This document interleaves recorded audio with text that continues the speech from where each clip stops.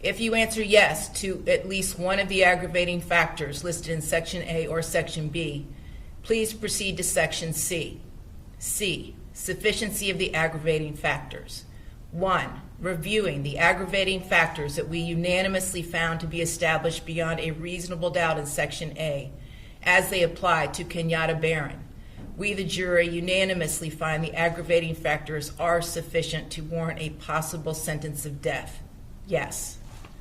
2, reviewing the aggravating factors that we unanimously found to be established beyond a reasonable doubt in Section B, as they apply to Ronivia O'Neill. We, the jury, unanimously find the aggravating factors are sufficient to warrant a possible sentence of death. Yes. D, mitigating circumstances. One or more individual jurors find that one or more mitigating circumstances was established by the greater weight of the evidence. Yes. Eligibility for the death penalty for count 1, Kenyatta Barron. We, the jury, unanimously find that the aggravating factors that were proven beyond a reasonable doubt in Section A outweigh the mitigating circumstances established Section D above as to count 1. No. F, eligibility for the death penalty for count 2, Ronivia O'Neill. We, the jury, unanimously find that the aggravating factors that were proven beyond a reasonable doubt in Section B outweigh the mitigating circumstances established Section D above as to count 2. No. If your vote to impose death is less than unanimous, the trial court shall impose a sentence of life without the possibility of parole. Dated this 25th day of June, 2021, signed by the foreperson. All right, I'm now going to poll the jury. And again, I'm going to do it by initials and juror number, okay? Members of the jury, we are going to ask each of you individually about the verdict that you have just heard. The question pertains to whether the verdict, as read by myself, was correctly stated. Beginning with juror number 1, initials LR. Do you, juror number 1, initials LR, agree that at least one member of the jury voted for a sentence of life imprisonment without the possibility of parole? Yes. Juror number 4, initials MD. Do you agree that at least one member of the jury voted for a sentence of life imprisonment without the possibility of parole? Yes, Your Honor. Juror number 7, initials RC. Do you agree that at least one member of the jury voted for a sentence of life imprisonment without the possibility of parole? Yes, Your Honor. Juror 9, initials HW. Do you agree that at least one member of the jury voted for a sentence of life imprisonment without the possibility of parole? Yes, Your Honor. Juror 12, initials ME. Do you agree that at least one member of the jury voted for a sentence of life imprisonment without the possibility of parole? Yes. Juror number 13, initials JP. Do you agree that at least one member of the jury voted for a sentence of life imprisonment without the possibility of parole? Yes, ma'am. Juror 16, initials NS. I'm going to take that phone if it goes off again. Do you agree that at least one member of the jury voted for a sentence of life imprisonment without the possibility of parole? Yes, Juror Your Honor. 18, initials ES. Do you agree that at least one member of the jury voted for a sentence of life imprisonment without the possibility of parole? Yes, Your Honor. Juror number 20, initials AM.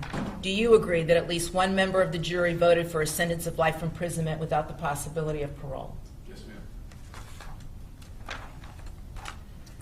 Juror 22, initials DV.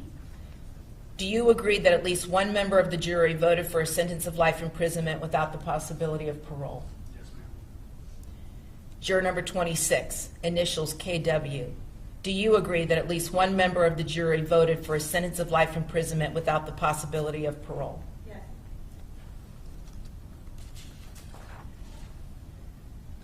Juror 34, initials CLC.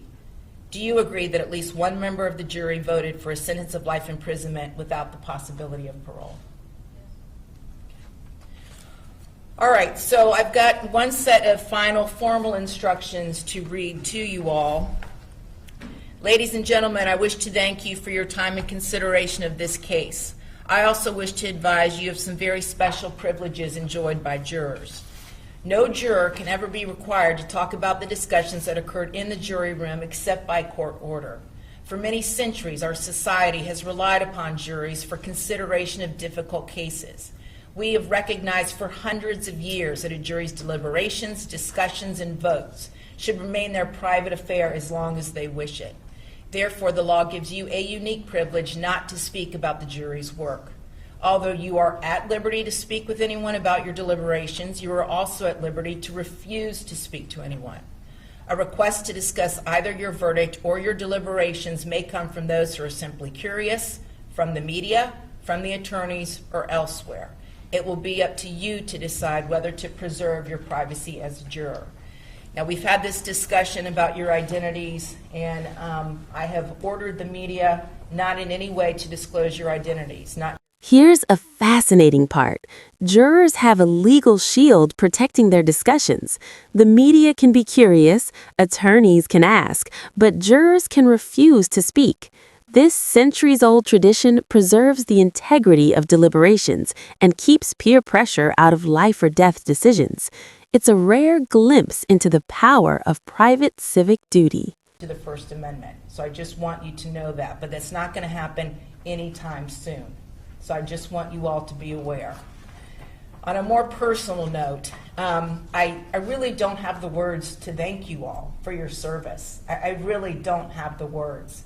There are no tougher cases in our entire judicial system than the one you all agreed to serve on. Our entire community is indebted to you for your willingness to serve and for making these tough decisions in these terrible cases. And I just want to commend all of you. And we live in really such a polarizing time. And whenever I look and I see a jury such as yourselves, individuals from all different types of backgrounds, different genders, different socioeconomic levels, different races, it really, really reminds me of the faith that we should all have in the people of our community and the people of this country. Because you all come together from your various different backgrounds and experiences, and you work together to reach really, really difficult decisions on very difficult cases. So you all should go home tonight and feel extremely... Listen to the judge here. She's emphasizing the humanity of the jury. In today's polarized world, these jurors from all walks of life came together to make incredibly difficult decisions. It's a reminder that despite our differences, the system relies on ordinary people to uphold extraordinary responsibility. Can tell people, you know what, maybe some other time, but not right now. All right? Very safe travels. I wish each of you the very best. Thank you. All rise.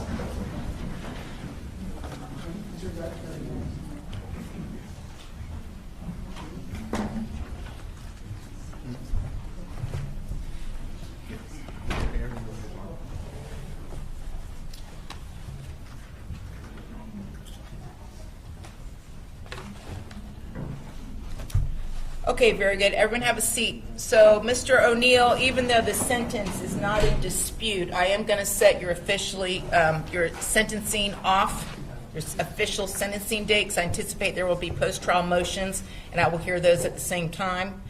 I do want to let the victim's family know that I am also going to set off the sentencing date because I know the rules constrain you all with regards to the victim impact statement and what you can really or were able to say to the jury. I do want to give you the opportunity to really open your hearts and say whatever it is that you need to say. So I will give you that opportunity. How much time do you all need as far as getting your post-trial motions ready to go?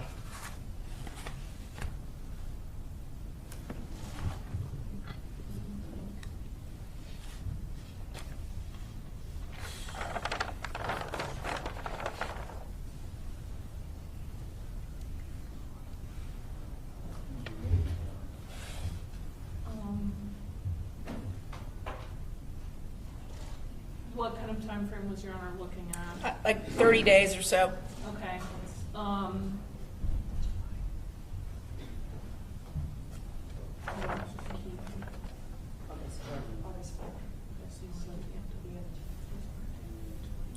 July 26th. Mr. O'Neill, please, not now, please don't start. July 26th. Okay. Does that work for you all in the afternoon? I understand, but I can hear you, and I'm trying to talk to your counsel right now. Yes, we can do it in the afternoon. Yes, Your Honor. Okay, so we're going to set off sentencing. Does that work for the victim's family? July 26th at 1:30?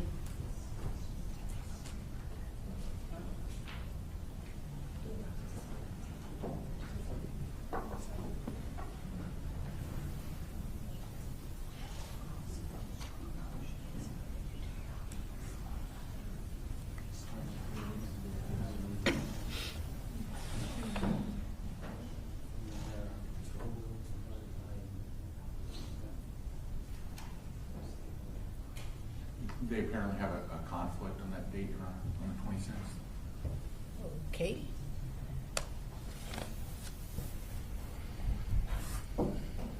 So, July 23rd?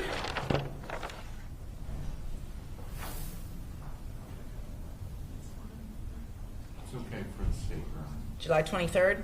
All right. Then we're going to set sentencing for July the 23rd at 10 a.m. in the morning, and the sentencing will actually be in my regular courtroom, courtroom 10, over in the other courthouse. It won't be here. Yes, Your Honor. What was the time again, Judge? 10 a.m. All right. Anything further from the state or from the defense? No, Your Honor. Okay. Very good. Thank you. All rise. Court's adjourned.